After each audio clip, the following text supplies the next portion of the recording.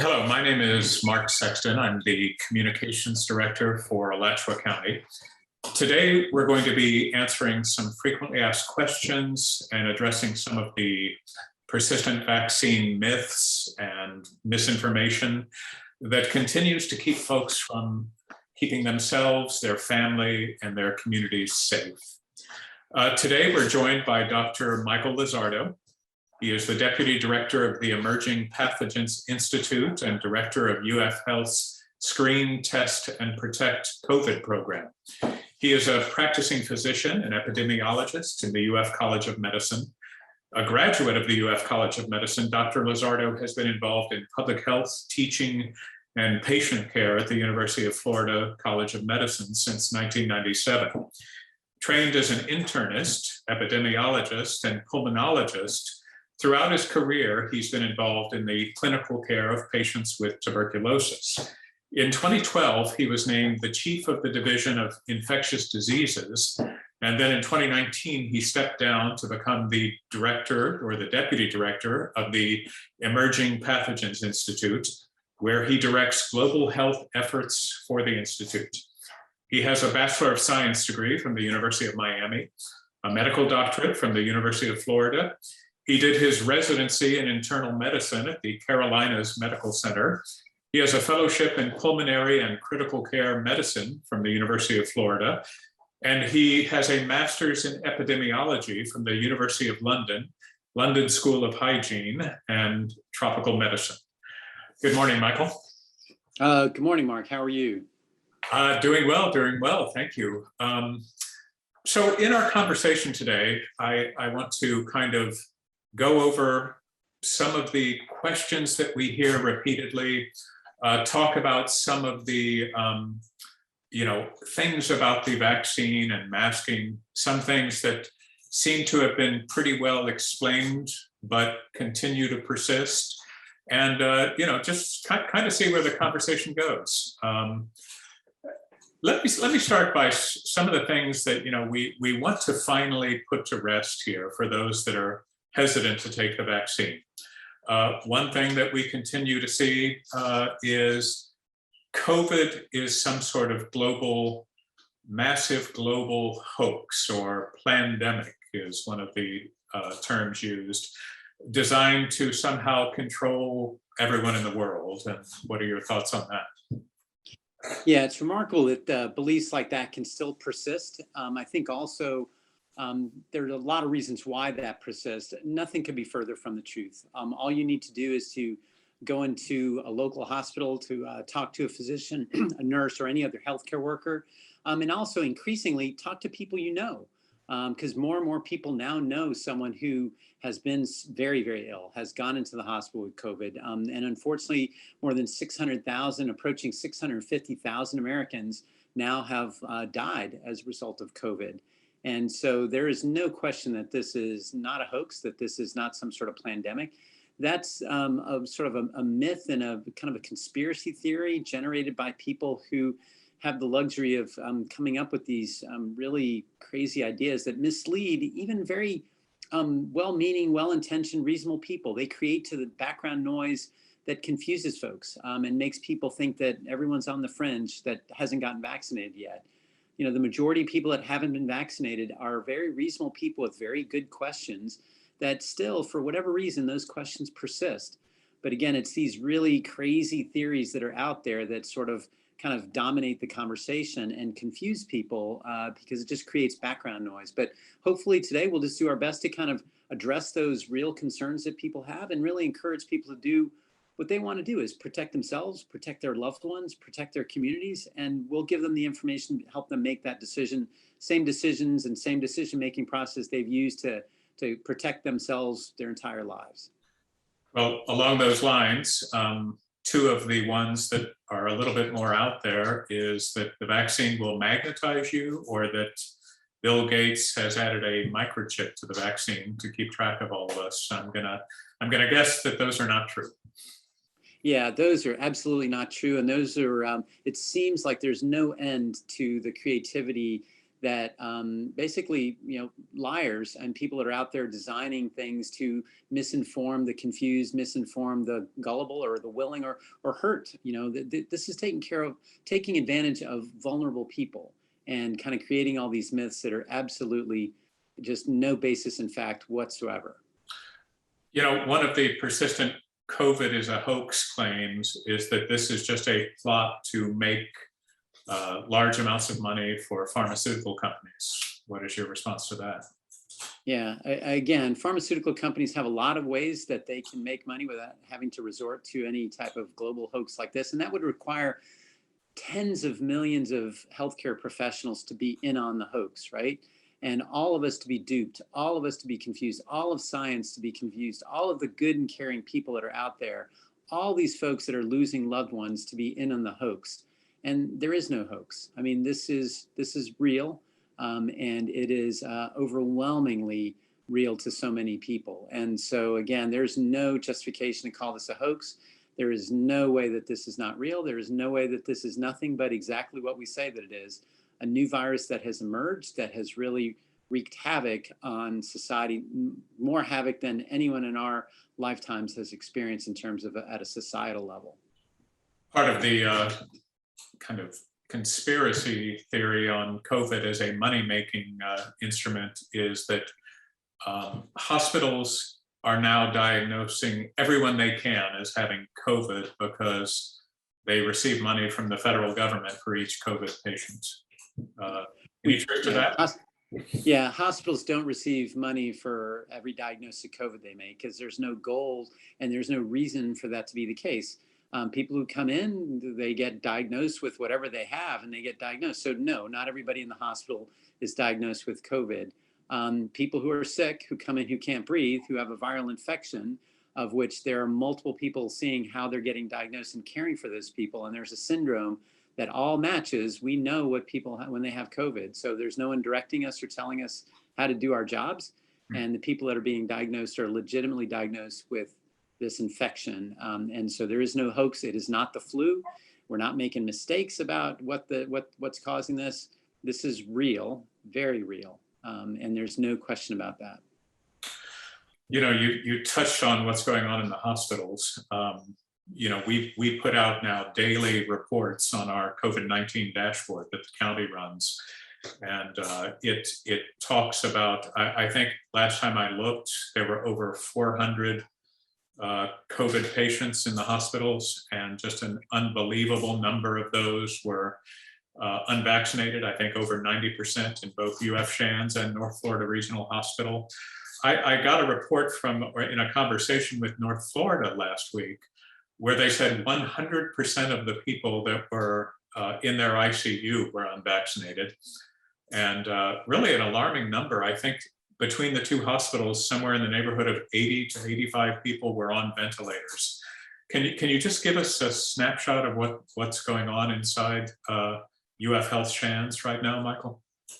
Yeah, I mean, I think without betraying anything in terms of privacy or anything of that nature, the same thing that's happening in our hospitals is happening all over the country and all over the world, really.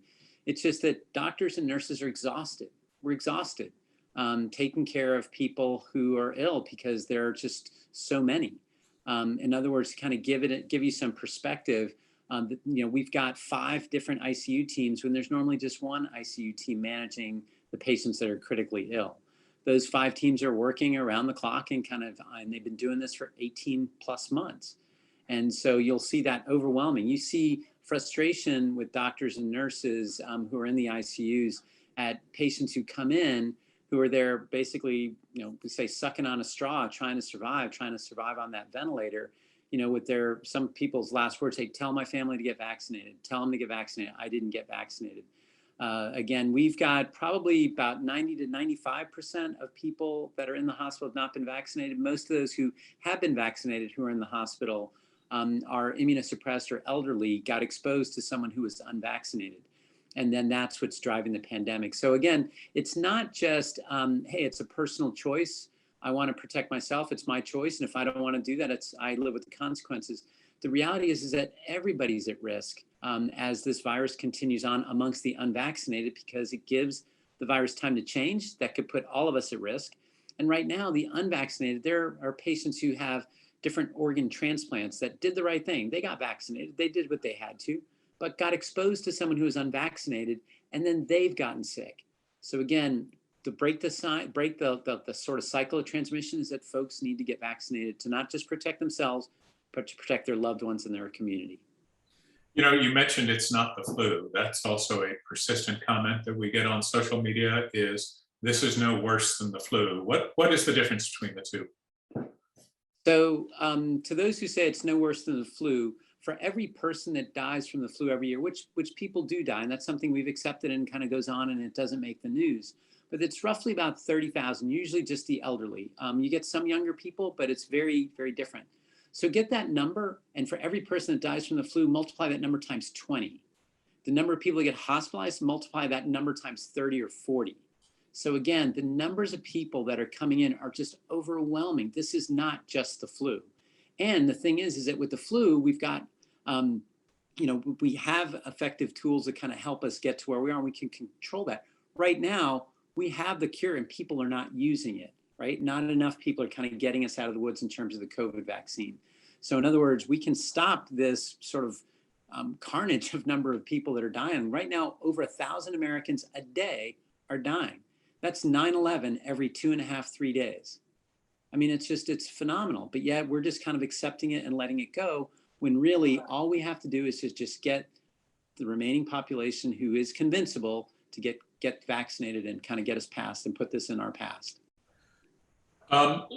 We've kind of covered some of the more fringe theories out there that, to tell you the truth, I don't understand the people that are actively trying to motivate people not to get the vaccine by throwing this stuff out there. But, there are some concerns that I think are really more legitimate and just sincere people who want to do the right thing, but they just haven't been convinced yet. So one thing I hear from people frequently is the vaccine was rushed.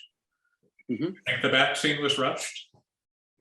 Yeah, I mean, I think that's a great point. And I will tell you that as more people have their questions answered, we're seeing more and more people get vaccinated who've been reluctant. And we're welcoming them, we're reaching out to them with open arms and welcoming them, no judgment. We're not criticizing, like, hey, it's time to get vaccinated. And they come in, we just get them vaccinated and take care of them. But one of those big barriers is exactly what you bring up here is in terms of people think it was rushed and they don't trust it. Again, we live in an age where people don't trust. And again, there are many reasons for that. But one of those is that they think the science was rushed. And let me kind of address that real quickly here as succinctly as I can.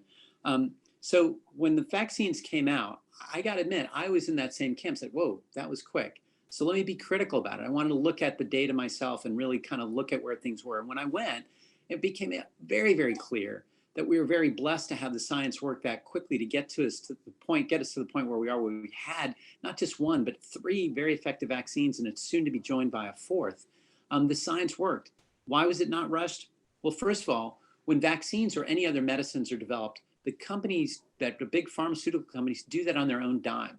They acquire the risk. They put the billions of dollars in play, and they're careful with their money. So in other words, they're only going to use certain ideas. They're only going to kind of take their time, not just with doing it, but with risking their money. In this case, the federal government said, don't worry about that. You've got great ideas.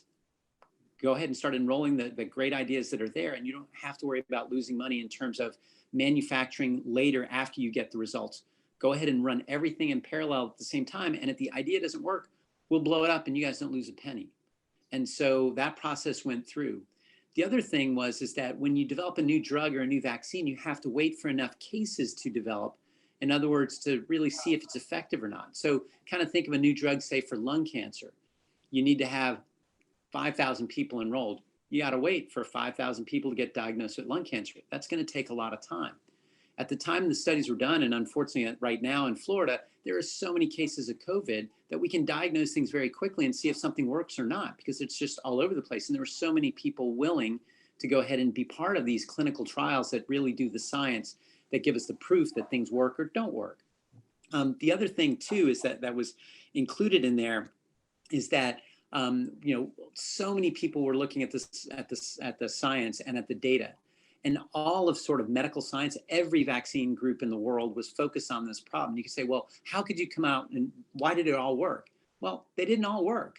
I mean, has anybody here on this call or anybody who's kind of ever gotten the Merck vaccine? No, you didn't get the Merck vaccine because the science didn't work, right? And so there is no Merck vaccine for COVID. So their idea didn't work, and so it didn't move forward. There are also more than 200, maybe 300 different vaccine kind of candidates and trials that are going on out there. They haven't been able to prove that their ideas worked and that showed a clear benefit the way that the vaccines from Pfizer, Moderna, and Johnson & Johnson had. There are others in other parts of the world that have shown some benefit. They haven't been cleared in the US. But my point is that the science, you only know what worked. You didn't know all the hundreds of attempts that have not worked so far. So in other words, when I reviewed the data myself, I couldn't wait to get the vaccine for myself and for my family and for my family to get it. And then also to just do it, not just to protect myself, but to protect my community, to protect my profession, and to protect my patients. So again, once I got all that information, I was convinced. So it's a very reasonable concern to say, hey, it was rushed. I don't trust this. The other final piece of evidence is that it wasn't rushed. We're very efficient with how we got where we were. The companies had a sort of a guarantee that they weren't going to lose money. But we also know how safe they are, not just from the clinical trials that were done that had tens of thousands and hundreds of thousands of people when you look at all the different studies. But now these vaccines have been given to over 3.5 billion different doses. That is incredible when you look at the total numbers. And if it was going to cause some problem, we would see it. And yeah, there are some problems that occur, but those problems are far and few between, like 1 out of 1 million, 1 out of 10 million, very mild things that are 1 out of 100,000, just very minimal things that compared to other vaccines are very, very safe and puts it among some of the safest vaccines that we have. So very, very effective, very, very safe, and just very confident that we did the right thing. One of the very misunderstood tools out there is the VAERS report. You mentioned some of the side effects of the vaccine and how rare they are, but our kind of army of people trying to convince people not to take the vaccine will frequently throw out the VAERS report, followed by, look here and you will see that thousands of people are dying, thousands of people are getting blood clots, thousands of people are having side effects, and they refer people to the VAERS report. Can you just give us a succinct understanding of what the VAERS report is and what it isn't?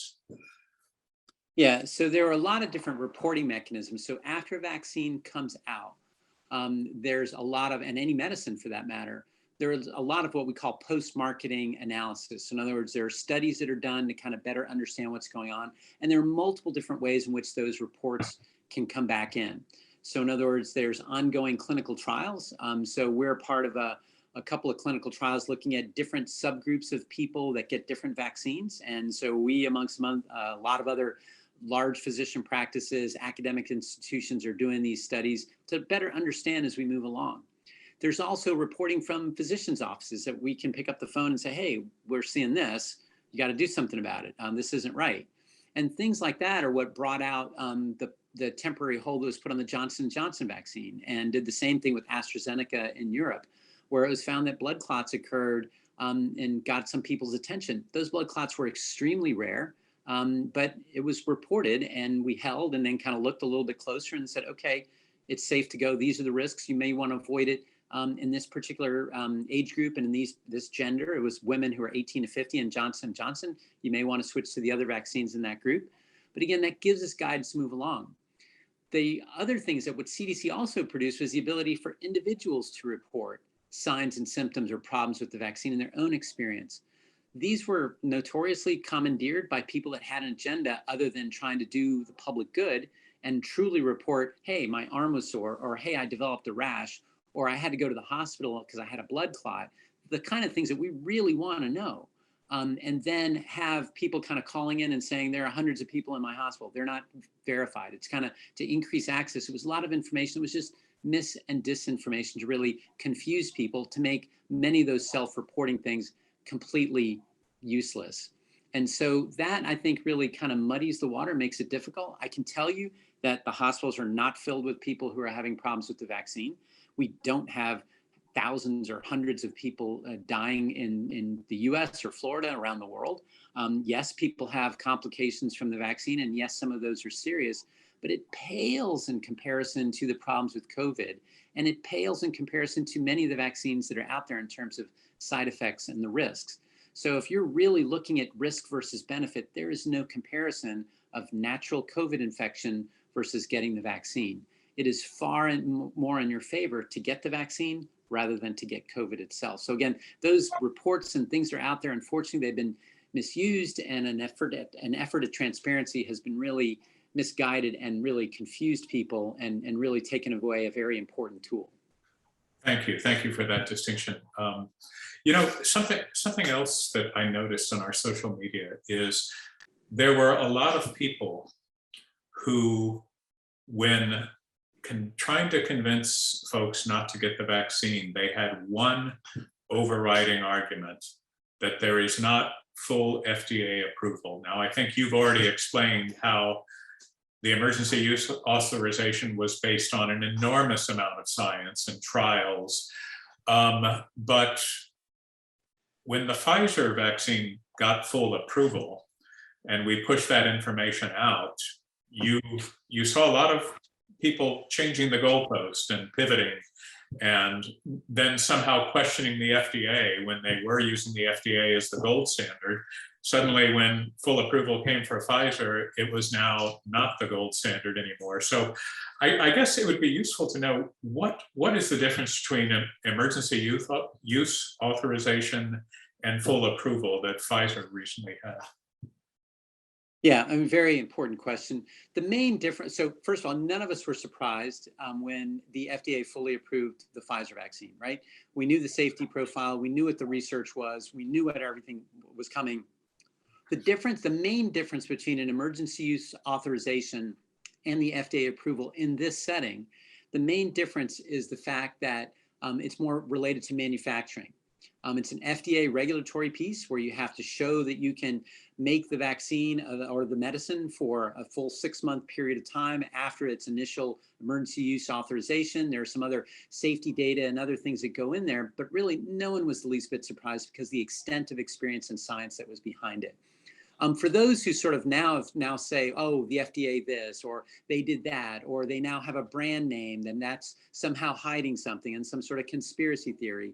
The reality is that we're never going to be able to convince those people, and that's not who we should really direct our efforts to. We should really direct our efforts to those folks that may get confused, those good, caring people that make reasonable decisions for themselves and for their communities, to just give them good information, and also direct them towards their physicians, direct them towards tried and true sources of trust, to where folks can get information related to their vaccines. Now, I think that's the key thing. There are studies that showed before the FDA approval that about a third of people were waiting for that FDA approval. A third of people who are unvaccinated were waiting for that FDA approval. We're telling you, go get vaccinated, because right now it's not experimental. It is not something that we're worried about the safety and efficacy for. We are learning, and if there is data that shows that they don't work, we pull it. I mean, for me, if it's shown that the vaccines are dangerous in any way, shape, or form, or they're not helping, why would I not say just get rid of it? Why would I not just say use a different vaccine or no vaccine until we get a good one? I mean, that's where we all are in the medical community. It's like we want what's best, what we believe is best, and what our science, our training, our logic tells us. And so we'll do that. And if it tells us there's proof it doesn't work, blow it away, throw it away. I don't lose sleep over the fact that there is no Merck vaccine. The science didn't show it worked. Fine, let's go with what works. So what do you say to someone who says, I don't know what's in the vaccine. How do I know this is safe? And how can you possibly know whether or not there will be long-term side effects? How do you know that 10 years from now, I'm not going to develop some illness because of this vaccine? Yeah, so I can't answer the question with regard to a crystal ball and say, I know exactly what's going to happen 10 years from now. Because to be honest with you, I can't tell you what's going to happen to you 10 years from now from eating a bag of potato chips, right? So in other words, I can't do that. And when people are concerned about what's in there, there's a matter of trust, right? So in other words, medical science and researchers and physicians and public health experts are saying this is the way out of the pandemic. And this is what science shows us. This is the evidence that we've got, and this is what we've done with our families and for our communities and for our patients. So we can know that. We know that from a biological and a medical standpoint, there is nothing in the vaccines that makes us worry other than the immediate effects of getting the vaccine and some immunologic issues that can come up, the very rare blood clots that have occurred with the Johnson & Johnson vaccine, and I want to emphasize very rare. Some of the very rare neurologic things that have happened with some people, these are extremely rare kind of things. Other than that, there's no reason to think there's any long-term effect from the vaccines, any more than you would expect there to be long-term effects from other vaccines or other medications that you take. In fact, most medications will have some long-term effects with chronic use that you will not see with these vaccines at all. So again, other than the fact that I'm just limited by time, and we're limited by time to say, well, in 10 years experience, we've known this has happened after 10 years. Look, I can't win that game. It's a calendar that I can't change and make up. But biologically, medically, there's nothing that we're worried about that is going to be a long-term effect from any of these vaccines. You know, along those same lines, I think particularly with the mRNA vaccines, that people hear RNA and they confuse it with DNA. And one of the persistent myths is that this is going to alter my DNA. Is that the case? Yeah, so it does not alter your DNA whatsoever. It doesn't alter your genetic material whatsoever. It doesn't touch your genetic material whatsoever.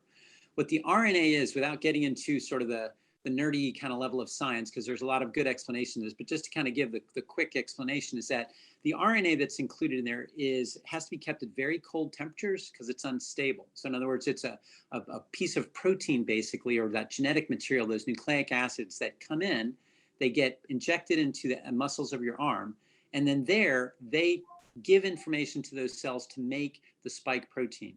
And then when you make that spike protein, it kind of comes out to the outside of those cells within the muscles. And then your immune system says, oh, this is a spike protein. Let me go attack it. And then it builds those antibodies and it remembers how to attack the spike protein whenever it sees it again. People said, oh, but that spike protein then breaks off and it goes into my body and causes these problems. It does not. This is very short-lived. The vaccine does not travel to other parts of your body. It's your immune system reacting to that kind of gives the longer lasting effect. And actually, what most people don't realize is that I'm a big believer in redemption, and that, you know, tragedies are terrible things to waste, in the sense that, you know, there's going to be good that will come from this. And I say unfortunately because it's been at such a high price. But the mRNA vaccines have the chance to really transform our ability to deal with other vaccine preventable diseases. And it's going to be a really big advance in terms of science. So in other words, there's really some really good opportunities for things to get better in the future. But right now in the short term for COVID, these work remarkably well and don't affect your DNA, don't affect you in any way to cause cancer, change your genetic material, or make you infertile in any way. It does not even remotely affect any of those things as far as we know in any way, shape, or form. And quickly, mRNA technology is not new, right? This has been around for a while. It is not new. Thanks for bringing that up. That technology has existed for over 20 years. And so this is not a new technology that was built up overnight. It was chosen as one of the platforms by Operation Warp Speed because it was the most promising. But because of terms of just some administrative things, and in terms of bureaucratic things, and in terms of, you know, enrolling patients and that sort of financial cost, with the government supporting that, the companies could move their platforms that they had already been working on and move those forward. And it was more than a home run. It was a grand slam. It was just a fantastic breakthrough. One of the health concerns that I see frequently on our social media pages is from men or women who want to have children in the future, and they are concerned that the vaccines can somehow be detrimental to a woman's fertility. Is there any evidence of that? Yeah, so no, there is not any evidence of that at all. I will say that this is in the top 3 questions that I put into my reasonable concern, in terms of very reasonable people have these, but there is no basis in fact that this will affect fertility for men or for women. The vaccine does not leave your arm in terms of the RNA that goes into that message. Again, I said earlier it was unstable. That's why it's kept at minus 80 Celsius when we've got them in the freezer. As soon as it gets in your body, it passes that information along, and poof, it's gone. It degrades within the cell itself. and then those particles are just consumed and broken up and then discarded.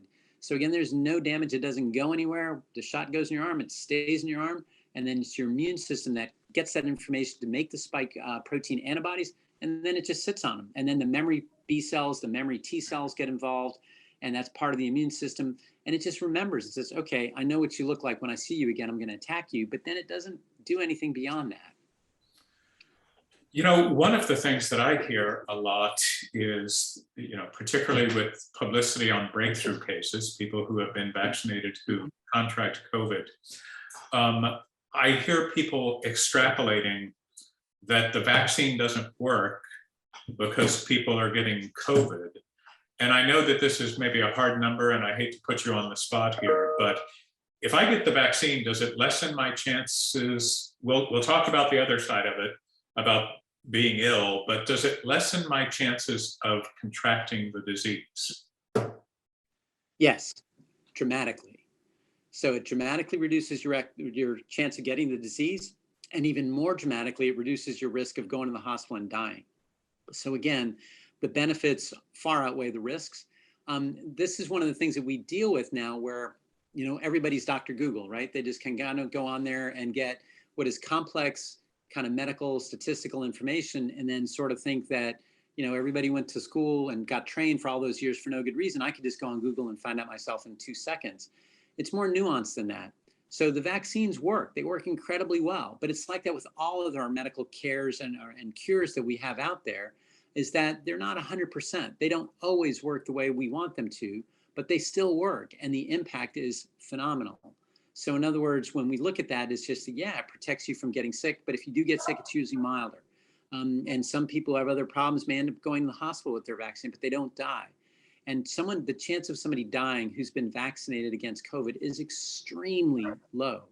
And again, it would go away completely if the unvaccinated folks that are still trying to decide would get vaccinated sooner rather than later. And then that'll really reduce the risk for all of us as there's less COVID in the community. Right. Let's see. Oh, you know, another one, and I think you've already answered this question really, but, you know, folks that are anti-mask, we're kind of switching gears here a little bit, but, you know, they ultimately say, well, first you said all we have to do is get the vaccine and then masks won't be necessary anymore. Now, you know, we're getting the vaccine and you're making us wear masks again. And now I'm talking about the county's mask mandate. So, you know, and I think you've explained that, yes, you can, in some cases, continue to contract the virus, even if you're vaccinated, and therefore you could, you know, spread the virus. But, you know, I mean, I'm assuming that's the reason. Everyone wears a mask until we get this thing under control in certain situations. Yeah, and then let me try to use an example here to try to shed a little bit of light on that. And again, these are fairly complex medical things that I don't want to oversimplify, but I also want to make them understandable. So we're in a special situation now with the Delta variant, where with the Delta variant, because the virus has stuck around for a while, right? We didn't finish in May when we had the opportunity to just bury this virus and be done.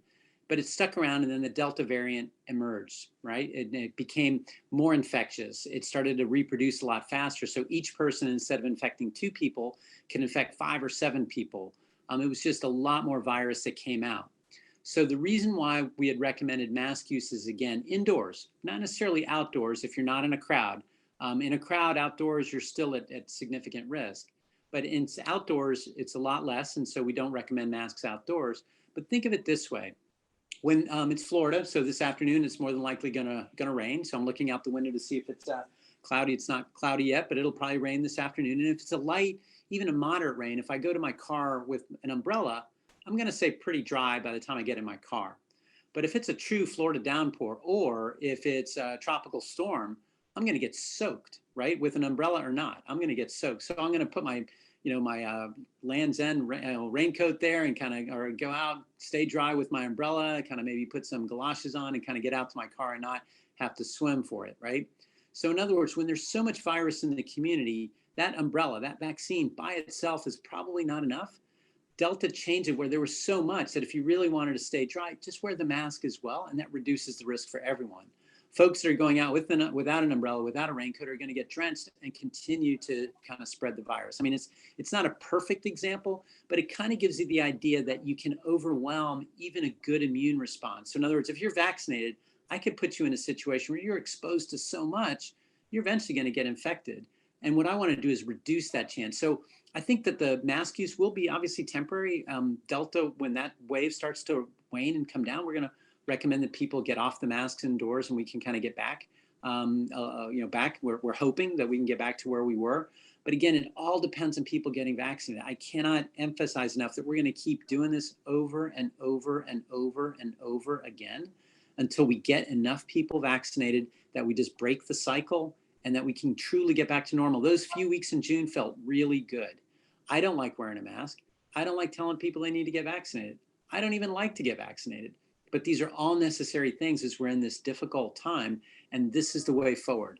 Get vaccinated, get your questions answered, vaccinated, move on, and then no masks are required at that point, and we can just get back to normal. And of course, everybody's nightmare scenario is that a variant comes up that is vaccine resistant completely. And then we are back at ground zero. Okay, so let's talk about a couple of the mask myths that are out there. The virus is microscopic. How can a piece of sometimes flimsy material or paper stop it? So as a tuberculosis doctor and looking at what surgeons and nurses have been doing for hundreds of years and taking care of people, we wear masks. So right now that somehow people are going to come to that conclusion and say, hey, guess what? They don't work. You guys have been all wrong for all these years and it never worked. Look, the evidence is overwhelming, but let me kind of explain it a little bit in a way that I think folks can understand why the masks work, even though the viruses and bacteria are small, right? We know germs are very small. This is why they work. Are they perfect? No, especially the surgical type masks that I have here. They're not perfect, but they're part of a layered approach to protecting. So in other words, if you're sick, stay home and get tested. If you're positive, don't walk around and go to places indoors with other people that you don't normally quarantine with. When you're outside, wear a mask because you can be infectious a couple days before you get sick and not know it. And then also get vaccinated, which is the number one of all. All those layers would keep us protected. But to kind of put things in perspective, so as much as I don't like it, as I'm speaking here and I look down at my desk in front of me, and if all of us are honest when we're doing that as well, talking on Zoom, you look at your desk, you're going to see little water droplets. And no, it's not raining in your house. It's we all spit when we talk. Right? Even small little bits, but it's there. And those are called respiratory droplets if you can see them. What you can't see is what you do if you put a mirror up to your face when you're speaking and it'll fog up, right? Those are called droplet nuclei. Those are about the size of red blood cells and you can't see those. Well, that's where infectious particles sit in these little respiratory droplets or these droplet nuclei that are about the size of red blood cells. So for those scientists or other more detail-oriented people that are out there, they're about 5 to 10 microns in size. And inside is where the bacteria and the viruses are that can cause various different illnesses. And COVID is one of those. The virus alone in the air doesn't go out in the air by itself. It comes out in your breath. It comes out in the breath in those respiratory droplets and droplet nuclei. Those are the things that are infectious. And those are the things that get trapped in the mask. They dry out and the viruses dry out in just raw air. So in other words, you just spray it in the air without anything to help it aerosolize. The virus doesn't really do much. It needs to be in those droplet nuclei and in those respiratory droplets to infect us. So yes, the masks catch those. Anybody ever feel the inside of their mask after they've worn it for about an hour? It's moist. Why? Because you're breathing into it. Why? Because that's got your droplet nuclei and respiratory droplets on it. And that's where the virus lands. It dries out. It becomes non-infectious. And that's why the masks work. So saying that the viruses are too small to be caught by the mask, it really just doesn't, again, it's not perfect. No, it's not a tight seal. It's not a respirator that we wear in some of our highest risk situations, but it's part of an imperfect layered approach that really protects us. I hate to put you on the spot here because this is more a government question than a healthcare question, but another frequently asked question is, why should government be able to restrict my freedom to not wear a mask? For the same reason government restricts your freedom to drive 90 miles an hour in a school zone. because when your freedom starts to impact those of others around you, it's a big deal. And it's something where it is one of the rare roles of government. Look, I'm a small government kind of guy. I am very much a personal freedoms kind of guy, but those personal freedoms also come with responsibilities. And I believe in those personal liberties, but I have a responsibility when I have those. And in terms of public health, it doesn't just affect me if I don't get vaccinated. It affects those around me, and I can contribute to public health. That's why our forefathers, ever since the beginning, understood the importance of public health law and public health laws regarding quarantine and isolation. There's really nothing new. And like I think it was Harry Truman had said, and probably someone wiser than him said this before, that there's nothing new under the sun except the history you didn't know. And the reality is that this quarantine, isolation, all that stuff's been there because it makes sense that our personal liberties are limited in terms of our impact on others, especially something like the pandemic. Again, there's a whole host of other questions as to why some elected officials kind of take positions that they do in terms of making select civil rights, let's say, for this particular virus, as opposed to other viruses and other things that we control daily and have vaccine conditions as well. But we don't have these for COVID.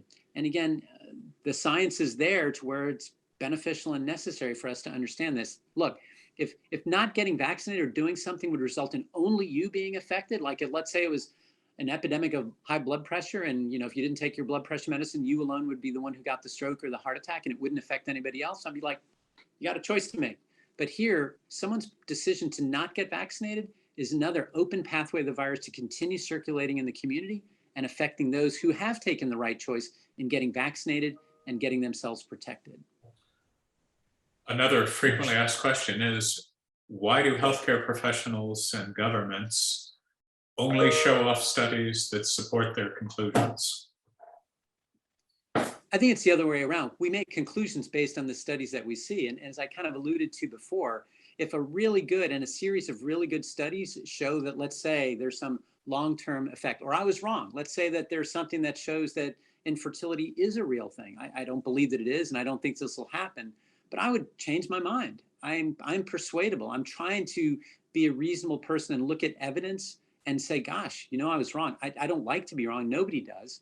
But if I was wrong, I would say I'm wrong. Let's do the right thing, because I don't want this to perpetuate, and I certainly don't want to cause more harm than good. I mean, I took a vow when I graduated medical schools, first do no harm. It's like, I want to do the right thing. And so do all my other colleagues and most other reasonable people. So I would show the studies that showed I was wrong and change my opinion. But right now, I think the path that we've chosen is the right one based on reason, based on the evidence that we have and what we do know. And also, we haven't really mentioned this, is that we're talking about masks and vaccines. Look at the alternative. You look at blood clots related to Johnson & Johnson's vaccine, the chance of blood clots with getting COVID alone, and not even the Johnson & Johnson vaccine, but getting COVID alone, is 20 times greater or 18 times greater than if you got vaccinated with Johnson & Johnson. The risks of getting these other bad things are far worse. It's almost like, being in a plane that's crashing and not wanting a parachute because you're worried about the problems with landing with the parachute. You'd rather just stay in the plane that's crashing than to jump out of the parachute that we know works. So again, we're in a tough spot. So we have to make difficult choices. And to me, the choices with regard to masks, and particularly with the vaccines, they're not that difficult when you look at the risk versus benefits. It's interesting. You're talking about you are persuadable and you can change your mind. We frequently have people posting something from the CDC, and then when you research it a little bit, you see that it was from February of 2020. And, I try to gently remind folks that's the hallmark of science, that as the data becomes clearer and clearer, that you can adjust and you can change your mind, and that is not a weakness, that is a strength in science. Whereas a lot of the folks that are putting out the most disinformation or misinformation never change their mind. There's nothing that ever persuades them. Let's talk a little bit about some of the treatments that we're hearing about in the news. For example, the governor recently opened monoclonal antibody treatment sites around the state, including one in Alachua County. Mm-hmm. Is that an effective treatment for COVID? It is. It's a very good treatment, and it's something that we recommend that people take advantage of. They're not perfect, and it's the people still run into trouble despite that. There are some side effects and things, but overall, we strongly recommend that for people, particularly who are recently. It's most effective in those who are recently diagnosed, and it's important for folks to get that. So if you're recently diagnosed and let's say unvaccinated, you're recently diagnosed and say have risk factors like diabetes or hypertension, overweight, especially if you're elderly, go to one of those treatment centers, call and try to get set up. I cannot emphasize enough, and then in our deeply polarized society, people are saying, oh, I'm not a vaccine guy, I'm an antibody guy. Look, use both, right? Get vaccinated, and if you do get diagnosed and have these risk factors, get the antibody. That is something that is an effective treatment.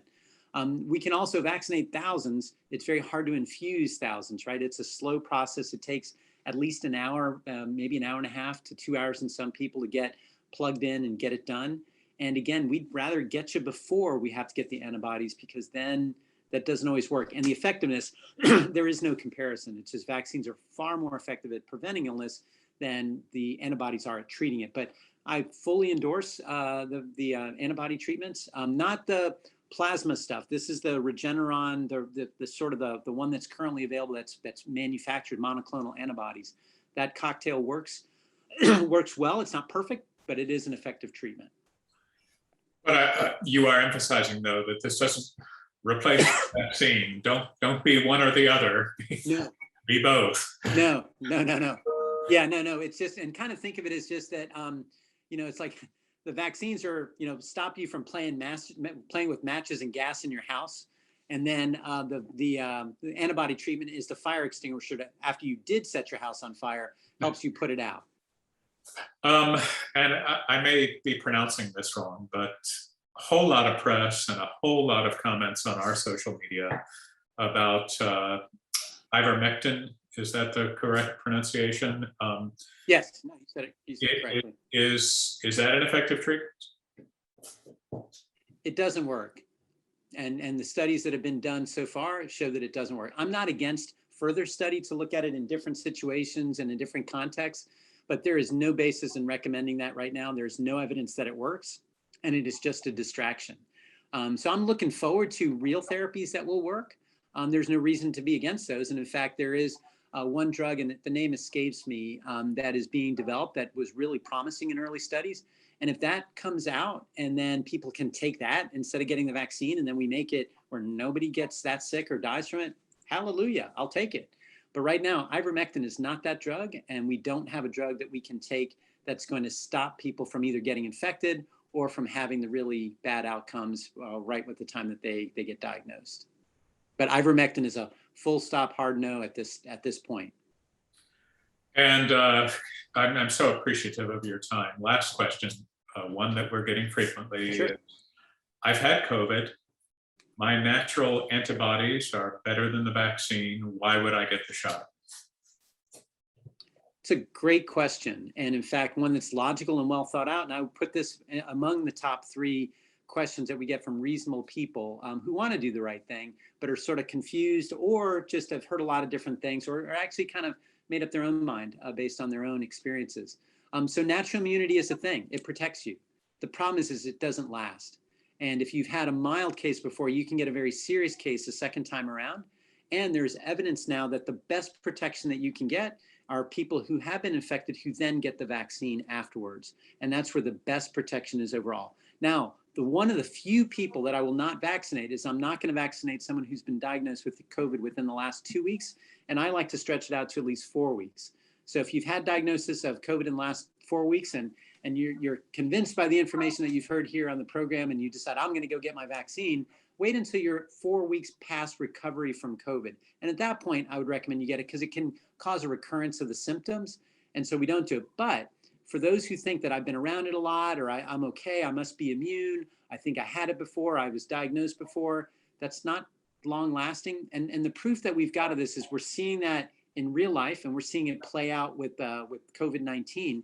But think of all the other human coronaviruses where you keep getting them over and over and over again because your immunity lasts a while, then it goes away, lasts a while, then it goes away, and you get it again, you get it again, you get it again.